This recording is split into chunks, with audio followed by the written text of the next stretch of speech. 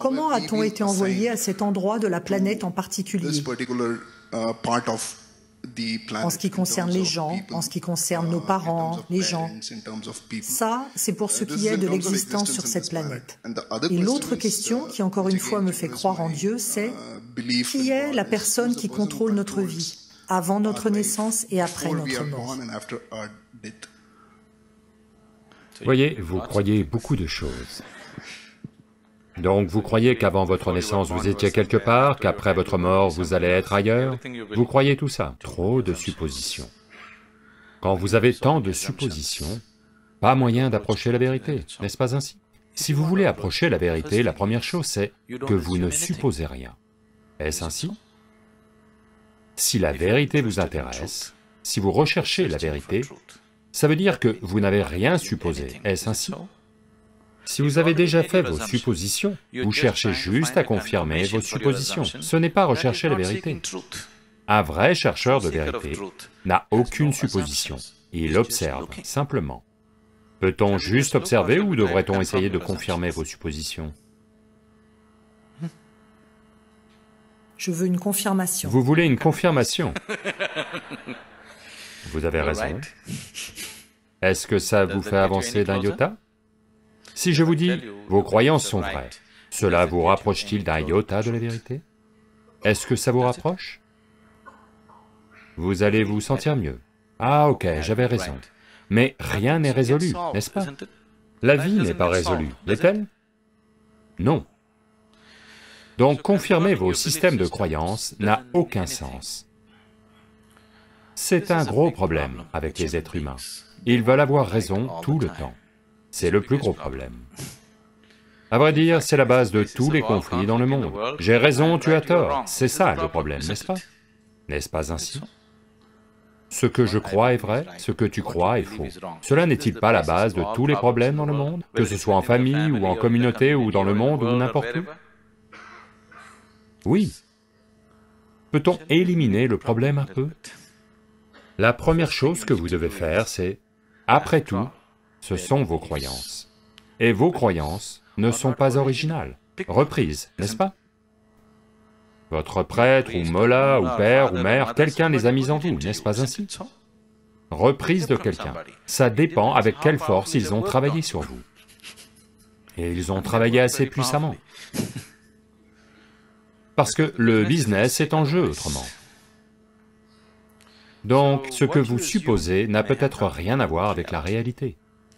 Maintenant, vous essayez de comprendre quelque chose qui est au-delà du physique, dans un contexte physique. Ça n'arrivera pas.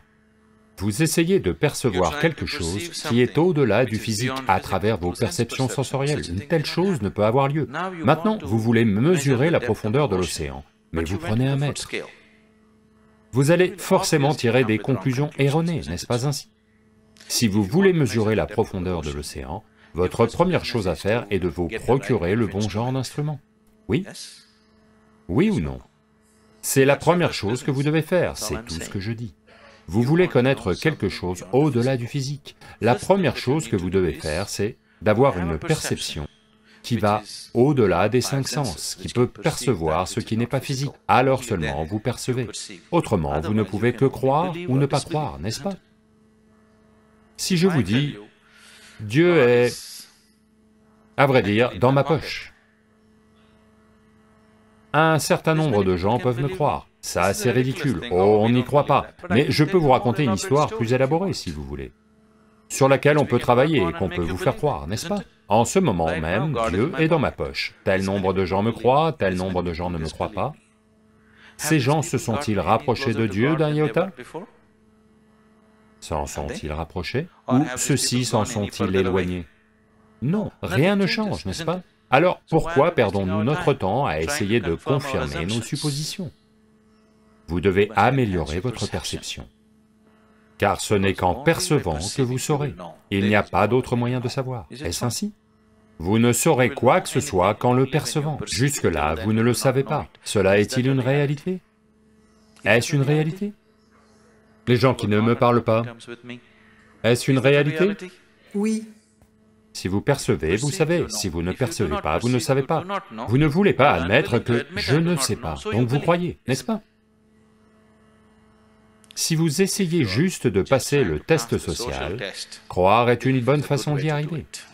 Mais vous voulez vraiment savoir, alors croire n'est pas une bonne façon d'y arriver. La croyance vous donne confiance. Et les imbéciles qui prennent confiance en eux, c'est dangereux. Vous comprenez? Quand les idiots deviennent très confiants, c'est très très dangereux, n'est-ce pas ainsi? Avez-vous remarqué? Les intelligents hésitent. Les stupides sont confiants. Avez-vous remarqué cela?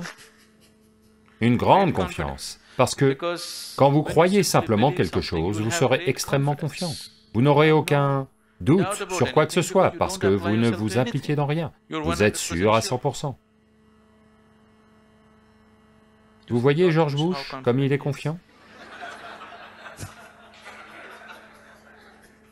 Il est très confiant, n'est-ce pas? N'a-t-il pas l'air confiant? Très confiant. Il est venu en Inde et a déclaré « Je suis un croyant, je suis un vrai croyant ». Je me suis dit, pas besoin de le dire, ne le voit-on pas? Vous devez être un croyant, autrement vous ne vous lancez pas aveuglément dans les situations. Si vous étiez quelqu'un de sensé, vous regarderiez alentour, n'est-ce pas? Vous verriez ce qui est là et ce qui n'est pas là. Comme vous êtes un croyant, pas juste en Dieu, en tant d'autres choses. La façon la plus sensée de commencer votre vie, c'est « ce que je sais, je le sais, ce que je ne sais pas, je ne le sais pas ». Une fois que vous en arrivez là sincèrement, vous verrez, votre savoir va sans cesse s'étendre de jour en jour. Autrement, dès l'instant où vous croyez, vous êtes stagnant. La croyance est la mort, à vrai dire. Marx a dit, c'est l'opium, la religion est l'opium, parce qu'elle endort les gens. Il a tout à fait raison, elle endort les gens, n'est-ce pas? Ne l'a-t-elle pas fait? Le sommeil est confortable. Qu'y a-t-il de mal à ça? Pourquoi dormir? Pourquoi ne mourrez-vous pas? C'est encore plus confortable, le savez-vous? Parce que de toute façon, vous êtes un croyant. Après tout, votre Dieu attend, pourquoi ne partez-vous pas? Oui, n'est-ce pas? Parce que de toute façon, vous savez que quand vous mourrez, vous irez vers Dieu. Où est le problème? Pourquoi est-ce que vous attendez? Allez dans cet hôpital, toutes ces bêtises, pourquoi ne partez-vous pas? Pourquoi retardez-vous votre progression vers Dieu? Ce n'est pas bien. Vous n'êtes pas un vrai croyant, n'est-ce pas?